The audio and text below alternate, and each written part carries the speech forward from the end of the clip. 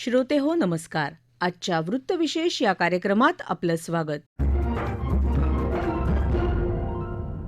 श्रोते हो, क्षयरोगाचं समूळ उच्चाटन करण्यासाठी राष्ट्रीय क्षयरोग निर्मूलन कार्यक्रमाअंतर्गत केंद्र सरकारनं 2025 मध्ये क्षयरोग मुक्त भारत अभियान हाती घेतलं. त्यानुसार क्षयरुग्णांसाठी उच्च दर्जाच्या निदान सेवा, नवीन औषधोपचार पद्धती आणि सातत्यपूर्ण रुग्ण सहाय्य आणि पाठपुरावा करण्यात येतो. परिणामी 2024च्या तुलनेत 2025 मध्ये क्षयरोग रुग्णांच्या संख्येत घट झाली आहे. या आजाराविषयी आणि अभियानाविषयी जाणून घेऊया आजच्या वृत्तविशेष कार्यक्रमात.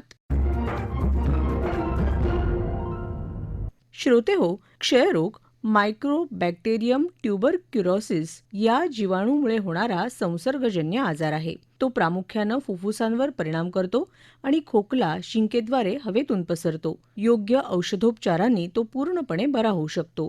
क्षयरोग मुक्त अभियानांतर्गत होणाऱ्या प्रयत्नांमुळे गेल्या 2 वर्षांमध्ये मुंबईमध्ये सापडलेल्या क्षयरुग्णांच्या संख्येत 6,243 इतकी घट झाली असून प्रत्यक्षात मुंबईतल्या रहिवासी रुग्णांच्या संख्येत 4,803 रुग्णांची घट झाली. याविषयी अधिक माहिती देत आहेत बृहन्मुंबई महापालिकेच्या सार्वजनिक आरोग्य विभागाच्या कार्यकारी आरोग्य अधिकारी डॉक्टर दक्षा शहा.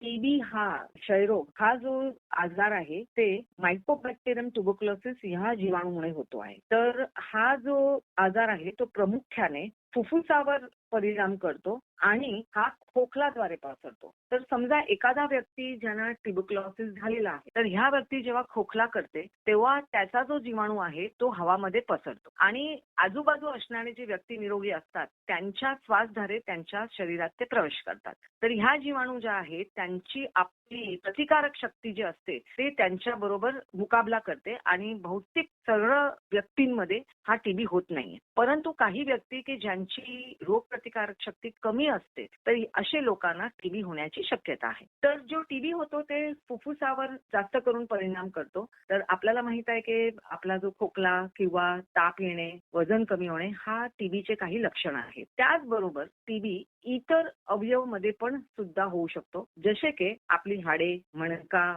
आपले लिम्फ नोड किंवा इतर अवयव जसे आपले आतडे म्हणजे इंटेस्टाईन म्हणजे पोटाचा टीबी असे काही वेगवेगळ्या प्रकारचे टीबी सुद्धा होऊ शकते.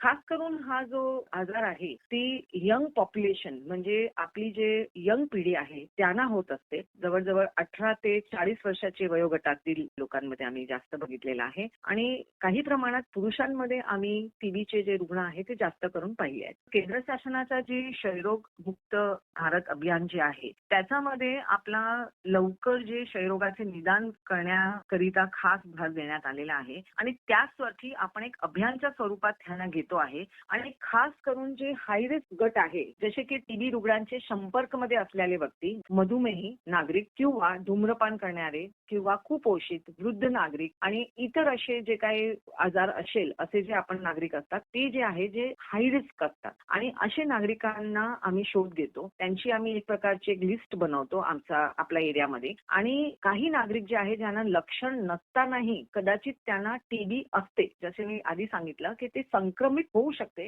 परंतु त्यांना टीबीचे लक्षण नसते. तर असे नागरिकांच्या लिस्ट करून आपण खास करून त्यांना एक्स-रे असे आपण टेस्ट करतो त्यांच्यावर आणि म्हणून हा रोगाचे लवकर निदान जर झाले तर लवकर आपण त्यांच्यावर उपचार सुरू करू शकतो. तसेच टीबी संसर्गित व्यक्तीमध्ये सक्रिय टीबी होण्यापासून रोखण्यासाठी प्रतिबंधात्मक उपचार म्हणजे प्रिव्हेंटिव्ह ट्रीटमेंट सुद्धा आपण उपलब्ध करून देतोय. जसे हा जे वयोगट मी सगळे सांगितले की हा जे सगळे गट आहे जे जोखमी गट आहे खास करून संपर्कमध्ये येणारे व्यक्ती किंवा मधुमेही किंवा कुपोषित असे जे व्यक्ती आहे त्यांची प्रतिकारक शक्ती कमी असतात तर असे व्यक्तींमध्ये आपण टीबीची प्रिव्हेंटिव्ह ट्रीटमेंट म्हणजे प्रतिबंधात्मक उपचार ही सुद्धा देतात आणि त्यासाठी आपण पहिले त्यांच्या एक्स-रे वगैरे करतो. आपण त्यांना ऍक्टिव्ह टीबी नाहीये ते आपण पहिले रूल आउट करतो आणि त्याचबरोबर सायटीबी म्हणून एक दुसरी टेस्ट आहे ते पण आपण टेस्ट करतो आणि ती जर पॉझिटिव्ह आली तर आपण त्यांना जवळजवळ 3 महिन्याची प्रतिबंधात्मक उपाय म्हणजे प्रिव्हेंटिव्ह ट्रीटमेंट असे आपण देतोय. तर अशा पद्धतीने हा टीबी मुक्त भारत अभियान ह्याच्यामध्ये जास्त ते जास्त आपल्याला टीबी रुग्ण शोधणे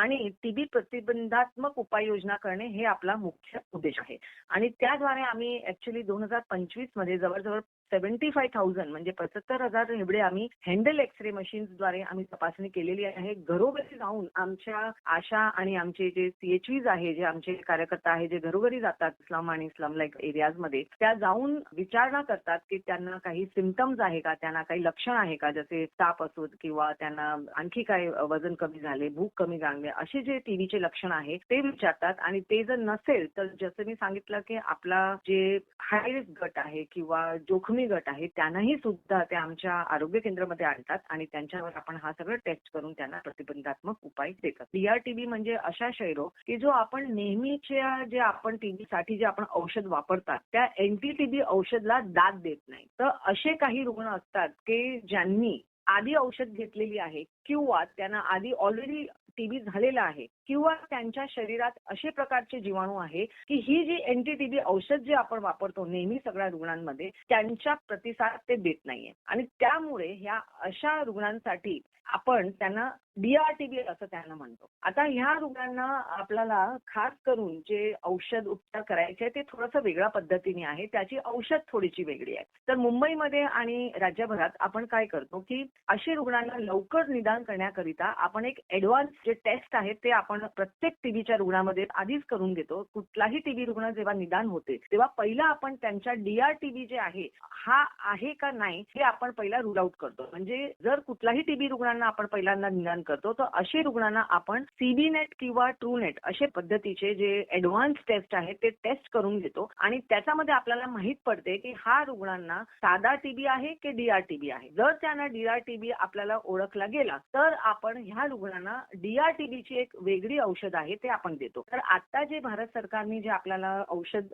प्रणाली जे सुरू केलेली आहे ते खूपच उच्च प्रकारची आहे आणि खूपच चांगल्या पद्धतीने हा जे नवीन औषध आहे जे बेडाक्विलिन म्हणतात आणि तशीच एक औषध पद्धती जी आहे त्याला आपण बीपाल म्हणतो. तर ते बीपाल पद्धतीचे जे आता नवीन औषध प्रणाली आपण जे DRTB पेशंट्सना देतो त्यामुळे त्याचा जो यश आहे ते खूपच चांगल्या प्रकाराने आहे आणि त्यामुळे DRTBच्या रुग्णांमध्ये जे उपचारचा जो सक्सेस किंवा यश जे आहे ते वाढला आहे. हा जी उपचार पद्धती आहे हे खूप यशस्वी आहे आणि त्याचबरोबर आपण लवकर निदान DRTB म्हणजे औषध प्रतिरोधक क्षयच्या लवकर निदान करण्याकरिता उच्च प्रकारची जे चाचणी करतात ते चाचणी ही आपले सगळे आरोग्य केंद्रामध्ये सगळ्या हॉस्पिटलमध्ये फ्री आहे. तर काही रुग्णांना जर असे संशय असेल किंवा त्यांना टीबी वगैरे असेल तर त्यांनी बेधडक आपल्या जवळपासच्या आरोग्य केंद्र किंवा महानगरपालिकाच्या दवाखाना तसेच आपला दवाखाना तसेच आपले जे सगळे रुग्णालय आहे तिथे जाऊन तिथल्या डॉक्टरशी संपर्क साधावा.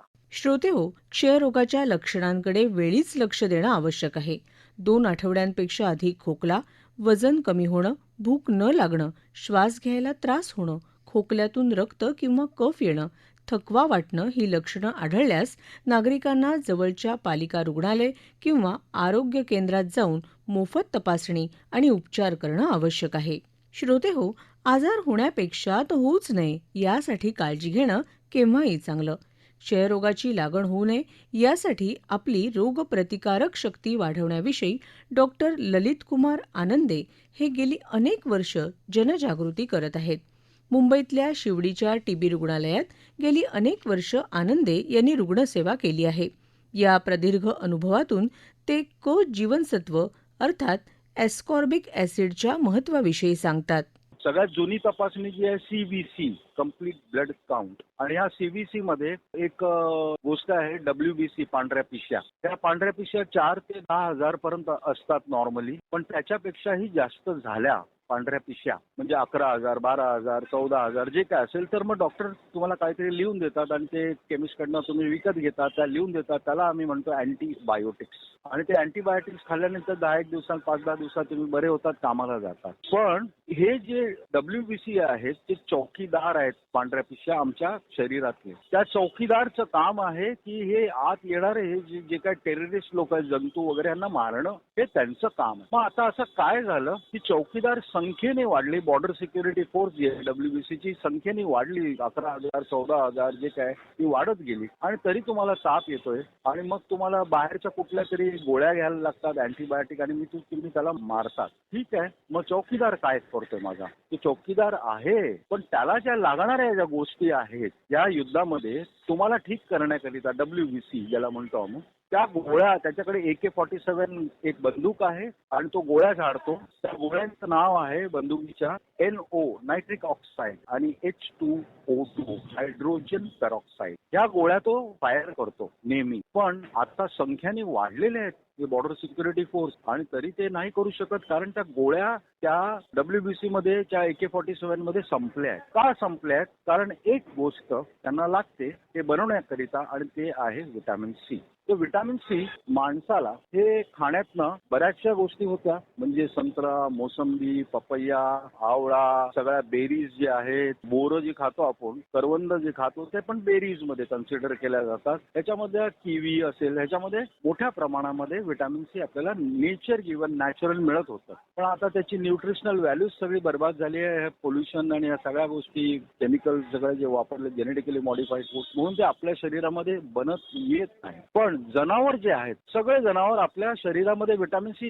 नॅचरली बनवतात. उंदीर आपल्या शरीरामध्ये 9,000 मिलीग्राम व्हिटॅमिन सी बनवतो आणि गटारात राहून सुद्धा त्याला काय मलेरिया नाही होत, डेंग्यू नाही होत, लेप्टोस्पायरोसिस नाही होत. ते कुठल्या आजाराचं त्याचं काय घेणं देणं नाही. साबण नाही वापरत तो, मच्छरदाणी नाही वापरत तो, ओडोमॉस क्रीम नाही वापरत तो, टूथब्रश नाही वापरत तो. पण मग त्याला आजार कसं काय नाही होत कारण ते शरीरामध्येच त्याच्या 9,000 मिलीग्राम व्हिटॅमिन सी बनतं. आणि ह्याच्यातला एक मुख्य पॉईंट आहे जे कोणाला माहिती नाही की आपण काही खाल्लं तर ते शरीरामध्ये गेल्यानंतर मध्ये प्रोटीन्स, कार्बोहायड्रेट, फायबर, विबर्स आपण वेगवेगळी नावं घेतो. पण आपल्या सेल्सला एनर्जीसाठी ग्लुकोज लागतं आणि ते ग्लुकोज जे आहे ते सेल्स खातात. पण एक्स्ट्रा जरी झालं ग्लुकोज तर ते वाढलेलं आपल्याला ग्लुकोज अमाऊंट दिसतं ब्लडमध्ये. आपण त्याला डायबिटीज वगैरे असं नावं देतो. पण जनावरांमध्ये काय होतं हे ग्लुकोज जराही एक्सेस झालं खाण्यातनं आला असेल तर त्याला त्यांच्या लिव्हरमध्ये एक एन्झाईम आहे. त्या एन्झाईमचं नाव आहे गुलो.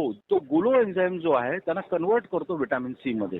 फक्त काही जनावर आहे या पृथ्वीवर ज्यांचा गुलो एन्झाईम सायलेंट झालेला आहे आणि ते काम करत नाहीये. त्यातली लोक जी आहेत ते एक आहे गिनीपिग. नाव भरपूर ऐकलंय गिनीपिगचं, कोणी बघितलेलं पण क्लिनिकल ट्रायल्स मध्ये गिनीपिग आणि माईस हे खूप वापरले जातात कारण त्यांचा गुलो एन्झाईम सायलेंट आहे. नंतर घुबड, माकड आणि माणूस हे यांचं गुलो एन्झाईम सायलेंट झालेलं आहे. का सायलेंट झालेलं आहे हे मला कळलं की आपल्याला खाण्यामधनं भरपूर मिळत होतं हे सगळ्या गोष्टी म्हणून ते सायलेंट झालं. आता आपल्याला मिळतंय पण आता खाण्यातलं सगळं गडबडलंय तर आपलं व्हिटॅमिन सी आपल्याला मिळत नाहीये नेचर गिव्हन. तर आपला गुलो एन्झाईम पण माणसाचा बंद आहे, माकडाचाही बंद आहे. पण माकड तसा माणसासारखा आजारी पडत बसला नाही कारण तो जो खातो माकड ते जंगलातलं खातो जिकडे हे केमिकल्स पोचलेच नाहीये. तर आता आपण प्रॉब्लेम मध्ये आहोत. तर व्हिटॅमिन सी कमी झालंय म्हणून नायट्रिक ऑक्साईड आणि हायड्रोजन पेरॉक्साईड बनत नाही म्हणून ही सगळी गडबड. आणि ज्यावेळी मी हे व्हिटॅमिन सी टीबीच्या पेशंट, जुन्या काळामध्ये बकरीचं दूध प्यायला लावायचे टीबीच्या पेशंटला. का तर बकरी आपल्या शरीरामध्ये 15,000 मिलीग्राम व्हिटॅमिन सी बनवते. तर ते वापरायला लागल्यानंतर मग ते चेंजेस त्यांना दिसतात. आता झाडांचं नाव तर भरपूर घेतलं जातं की हे हा पाला खा, तो खा, हे पान खा, हे झाडाचं वगैरे. पण तुम्ही त्याच्या खोलामध्ये जाऊन बघितलं तर ते व्हिटॅमिन सी त्याच्यामध्ये असतं. ते नायट्रिक ऑक्साईडच वाढवणारे बरेचसे झाडं जे आहेत त्यातले आहेत ते काम करतं. तर आपली रोगप्रतिकार शक्ती जर चांगली असेल तर तो टीबीचा जंतू आपल्यामध्ये गेल्यानंतर सुद्धा तो वाढण्याची हिंमत कधीच करणार नाही. त्याला माहिती आहे रोगप्रतिकार शक्ती चांगली असेल तर तो तुम्हाला त्रास देऊ शकत नाही. तो ते रोगप्रतिकार शक्तीच त्याला कंट्रोल करते. माझ्या मते सगळ्या आजारांचा एक मोठा प्रकार आहे व घालवण्याकरिता रामबाण आमच्याकडे जी आहे ती संजीवनी बुट्टी जी रामायणमध्ये म्हणतात जी काय होती ती व्हिटॅमिन सी होती, दुसरं काही नाही. श्रोते हो, क्षयरोगाविषयीची संपूर्ण माहिती आपण आजच्या वृत्तविशेष कार्यक्रमात जाणून घेतली. या आजाराविषयी सजग राहून आपणही केंद्र सरकारच्या क्षयरोगमुक्त भारत अभियानाला साथ द्यावी. वृत्तविशेष हा कार्यक्रम आपण न्यूज ऑन AIR या ॲपवरही लाईव्ह ऐकू शकता. यासोबतच आमच्या मुंबई एअर न्यूज या YouTube वाहिनीवर कार्यक्रमाचं ध्वनिमुद्रण आपल्याला कधीही ऐकता येईल. याबरोबरच आजचा वृत्तविशेष हा कार्यक्रम संपला. हा कार्यक्रम आकाशवाणी मुंबईच्या प्रादेशिक वृत्त विभागानं सादर केला. संपादक आणि सादरकर्त्या भावना गोखले, निर्मिती सहाय्य गुरुनाथ तेरवणकर, लेखन आणि समन्वय मनीषा देवणे आणि निवेदन भक्ती सोनटक्के.